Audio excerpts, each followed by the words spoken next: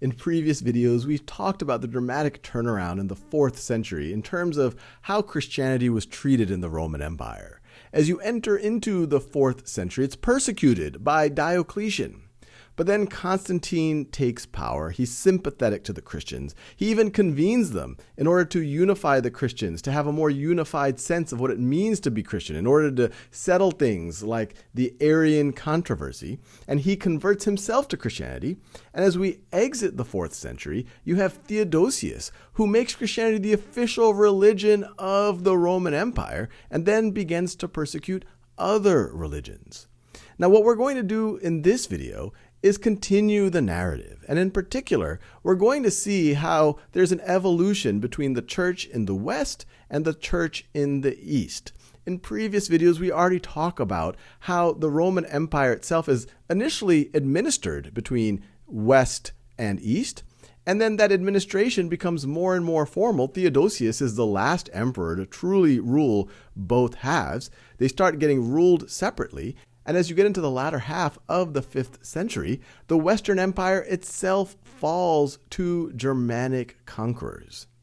Now, in previous videos, we talk about how the emperors who rule from Constantinople considered themselves to continue the Roman Empire. They didn't call themselves the Byzantine Empire, as we now call them. They called themselves the Roman Empire. They considered themselves Roman emperors. The West falls, as I just mentioned, into a bunch of Germanic kingdoms. Justinian is able to reclaim a lot of the land formerly lost in the Western Roman Empire. Now, there's some other interesting actors we see emerging on this map. And once again, we're now in the 6th century. You have these Germanic tribes, the Visigothic kingdoms here in modern-day Spain. And here in modern-day France, you have the Franks. And the word France really is referring to land of the Franks, another Germanic tribe. Now, they are about to factor much, much more relevantly. And when I say about, I'm saying over the next several hundred years, in this eventual division, culturally and religiously, between East and West. As I mentioned in previous videos, the division, yes, it will center on notions of language. In the West, especially in the church, Latin is used. In the East, in the church, Greek is used. There are spiritual debates that we will touch on in a few minutes, but there's also a power struggle. You have the Byzantine emperor seated in Constantinople. You have the Bishop of Rome, now known as the Pope, really the Pope of Rome, who considers themselves more and more the leader of all of Christianity. And their argument there is, look, this is the church that, according to tradition, was founded by Peter, first amongst the apostles. You have the Patriarch of Constantinople and patriarchs of other significant centers of Christianity that say, wait, hold on a second. Yes, Bishop of Rome, you are very important, but we consider you to be first amongst equals. You don't have jurisdiction over all of Christendom. Together, we have jurisdiction. And this was to some degree the case under Justinian. And it was very clear at this time that the Byzantine emperor was very powerful, not just over the temporal realm, really referring to the day-to-day material realm, but also a lot of influence on the spiritual realm, which was really supposed to be the domain of the bishops or the popes or the patriarchs. This notion of the pentarchy was codified in the Justinian law, this idea that these 5 centers of Christianity really have extra weight and collectively are really leading Christendom. Now, as I mentioned, things get interesting as we fast forward about 250 years.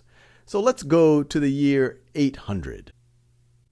So one thing you might notice is that group in yellow, the Franks, have now conquered a lot more, and they're conquering it under the leadership of Charlemagne. At the same time, you see this green over here. Islam has dramatically spread from its founding in the early 7th century all the way now as we're exiting the 8th century to cover most of the Middle East, Persia, bordering on modern-day Pakistan, India, North Africa, and even going into modern-day Spain. At the same time, especially because of these Islamic conquests, the Byzantine Empire and the Byzantine emperor is significantly weaker.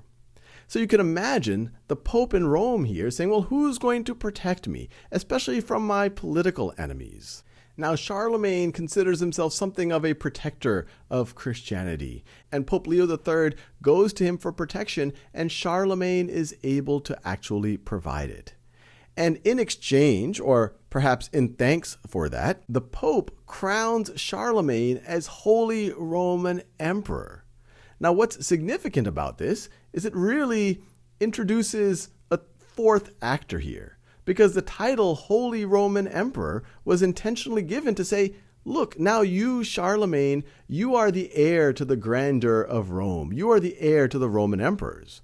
Now, you might be saying, wait, isn't that what the Byzantine emperors thought they were? Didn't they think this was the Roman Empire? And at that time, their emperor was an empress. It was Empress Irene of Athens. And so once again, this is creating further tension. They're using different languages, Latin versus Greek. You now have the Western Pope recognizing a different, I guess you could say, Roman emperor in Charlemagne. The nature of the West is becoming more Germanic and using the language Latin, while the nature of the East is continuing in Greek traditions. On top of that, what you have in the year 800, you're actually in this period where you've had several conflicts over this notion of iconoclasm. This iconoclasm movement, you could say, started in 726 when the Byzantine emperor said, enough of these images of Jesus and the Virgin Mary and other figures of Christianity in our churches, citing references in the Old Testament saying that, hey, we shouldn't have these images. And so this iconoclasm, or these destroying of icons, starts to begin. Well, the Pope in the West, they say, hey, we don't think we have to listen to you. I am the Bishop of Rome. I have universal jurisdiction. And then to add insult to injury, now in 800, you have Charlemagne being crowned Holy Roman Emperor.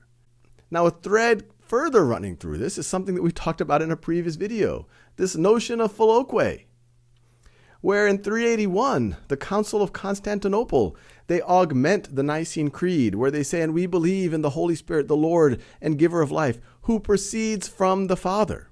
Well, in the West, they add the Latin term filoque, which means and the Son. And this is touching on some of these notions in the Arian heresy, where does the Holy Spirit proceed from? If the Father and Son are really co-divine, co-equal of the same substance, shouldn't the Holy Spirit proceed from both rather than just one?